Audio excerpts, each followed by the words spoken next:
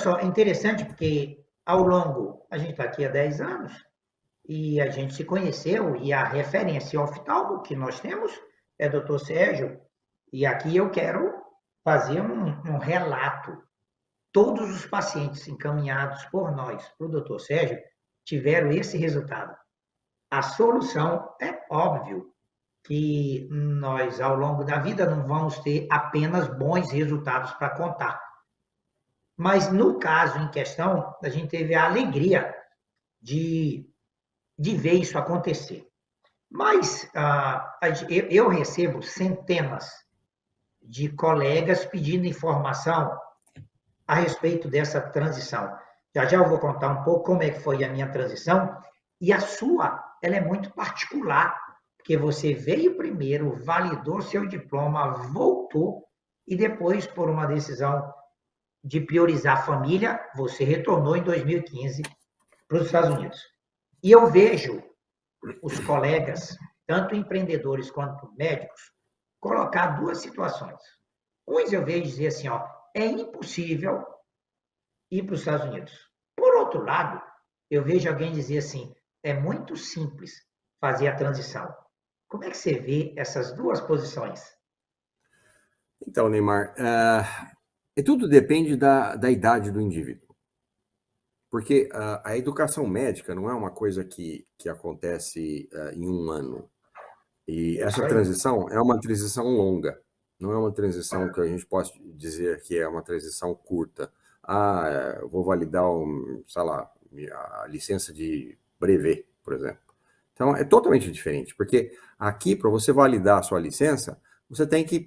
Não tem como você, por exemplo, tirar o FMGMS, o ICFMG, seja lá o que for, fazer os seus boards, e sem fazer um internship ou uma residência de novo, você praticar medicina, a não ser que você seja convidado por raríssimas instituições nos Estados Unidos, conseguem oferecer isso aí, um caso ou outro específico, quando a pessoa é uma pessoa super expoente. Então, essa transição é uma transição que é longa. Então, por exemplo, um indivíduo da minha idade, se eu não tivesse feito essa transição quando eu era mais jovem, quando eu estava recém-formado, eu acredito que seria muito difícil para mim. Porque você com 50 anos vai fazer as provas, suponhamos que você fique 2 anos fazendo as provas, depois você vai aplicar para internship, 1 ano, você vai ter que fazer 1 ano de internship, depois você vai aplicar para residência. As residências, por exemplo, no caso de oftalmologia, eles não são muito, são extremamente restritas aqui nos Estados Unidos. Ou você tem uma indicação fantástica, que você é o bambambam daquela chita lá, da bala chita, e consegue uma posição específica para algum lugar, ou você vai lutar com o pessoal que fez medicina aqui nos Estados Unidos com digamos aí, pontos e com conhecimentos, não de conhecimento de matéria, mas assim, conhece não sei quem, blá, blá, blá, blá, e com notas provavelmente melhores que a sua. Então fica difícil fazer oftalmologia. Uma barreira de entrada muito difícil, né? Difícil. A oftalmologia é uma das residências, como no Brasil, se não é uma das mais difíceis de entrar. Então é difícil. Então eu estou sendo realista, quer dizer, não é uma coisa fácil, especialmente se você já for uma pessoa de meia idade. Tá? Então, agora, isso não quer dizer que não existam outros modos de você fazer isso. Por exemplo, fazer a parte mais administrativa, você monta uma clínica para servir a oftalmologia, quer dizer, você fica mais como um CEO administrando médicos, você está entendendo? E esses médicos trabalham para você. Não tem problema nenhum. Mas aí você já vem com capital, você está entendendo? E o retorno aqui é, digamos assim, é bom, não é ruim, é um retorno muito razoável. Só que tem muito trabalho. Tá? Aqui nos Estados Unidos é um país quando do você trabalho. Coloca isso, e como você foi assertivo, porque foi exatamente o que aconteceu comigo. Quando eu comecei a vir e iniciar minha transição, 2012, 2013, foi exatamente a percepção que eu tive. E eu, de primeira mão, optei por não certificar meu diploma e assumi essa posição de CEO na construção de um serviço médico. E aí a gente vê duas posições que são factíveis, que são possíveis e que precisam ser consideradas. Mas eu queria te perguntar uma coisa. O que você acha? Você trabalhou no Brasil, você trabalhou aqui. Onde que é, eu ouço essa pergunta sempre, onde que é melhor trabalhar?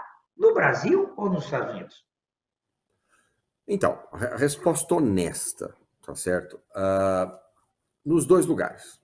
Não trabalhar no Brasil, aonde eu trabalhei, aonde Ribeirão Preto, que tem as condições que tem hoje em dia, eu não vejo diferença nenhuma de trabalhar aqui como oftalmologista.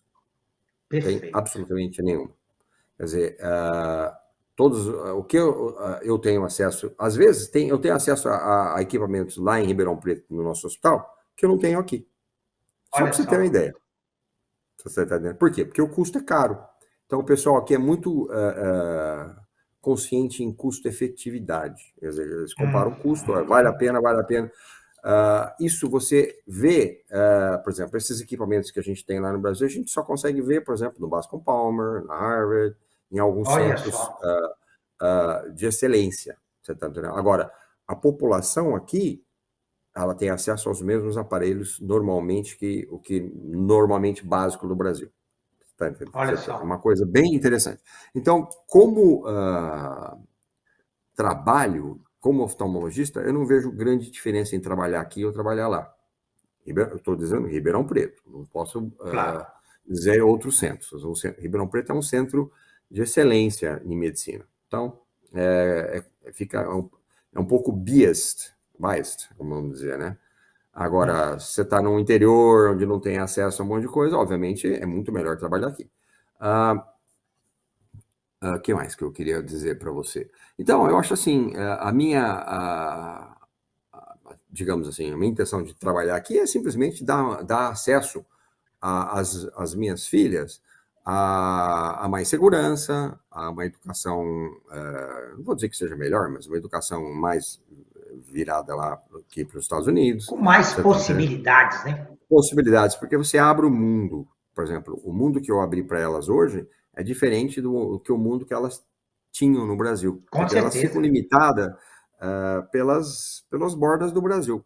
O Brasil é um país grande, lindo, maravilhoso, ninguém pode dizer que não, porque é realmente, mas de certo modo é limitado. Agora, os Estados Unidos têm uma influência no mundo muito, muito maior do que o Brasil. Então, você dá acesso digamos, ao mundo inteiro, você estando aqui nos Estados Unidos. Então, é uma das razões Caramba. primordiais, iniciais e finais de eu estar fazendo isso. Vou fazer isso a vida inteira? Não sei. Você está me entendendo? Mas talvez até volte para o Brasil no futuro, me aposente no Brasil. Mas eu gosto daqui também. Aqui é excelente, Que é um país legal. maravilhoso. Tem suas vantagens e suas desvantagens, como o Brasil.